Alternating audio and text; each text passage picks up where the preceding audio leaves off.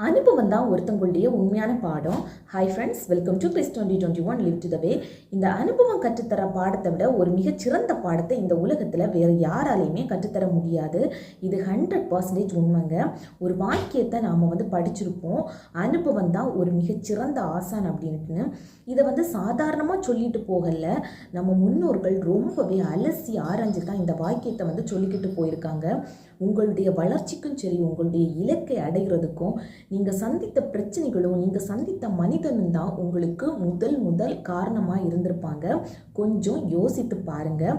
நீங்கள் கஷ்டப்படும் போது அதில் அப்படியே துவண்டு போய் உட்கார்ந்துருந்தீங்க அப்படின்னா உங்களுடைய வாழ்க்கை அப்படியே க்ளோஸ் ஆகிரும். ஸோ எப்போதுமே கஷ்டங்கள் வரும்போது கொஞ்சம் விழிப்பாக தாங்க இருக்கணும். ஒரு வாக்கியத்தை படித்தேன், கஷ்டங்கள் வரும்போது கண்களை மூடாதே அப்படின்னு சொல்லிக்கிட்டு. இது 100% உண்மை.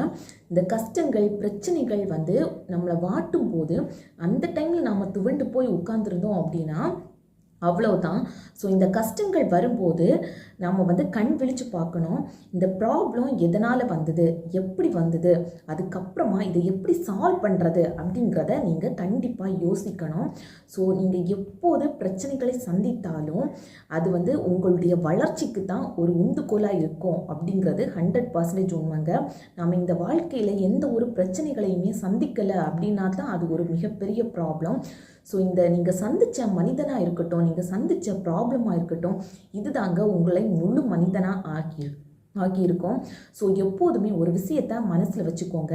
நீங்கள் சந்தித்த பிரச்சனைகளாக இருக்கட்டும், நீங்கள் சந்தித்த ப்ராப்ளமாக இருக்கட்டும், அதில் இருந்த நல்லதை எடுத்துக்கோங்க, கெட்டதையெல்லாம் நீக்கிக்கோங்க. இந்த பதிவு உங்களுக்கு யூஸ்ஃபுல்லாக இருந்திருக்கும் அப்படின்ட்டு நினைக்கிறேன். யூஸ்ஃபுல்லாக இருந்துச்சு அப்படின்னா லைக் பட்டனை ப்ரெஸ் பண்ணிக்கோங்க. இது தான் நம்ம சேனலை ஃபஸ்ட் டைம் பார்க்குறீங்க அப்படின்னா ப்ளீஸ் சப்ஸ்கிரைப் பட்டனை ப்ரெஸ் பண்ணிக்கோங்க. தேங்க்யூ.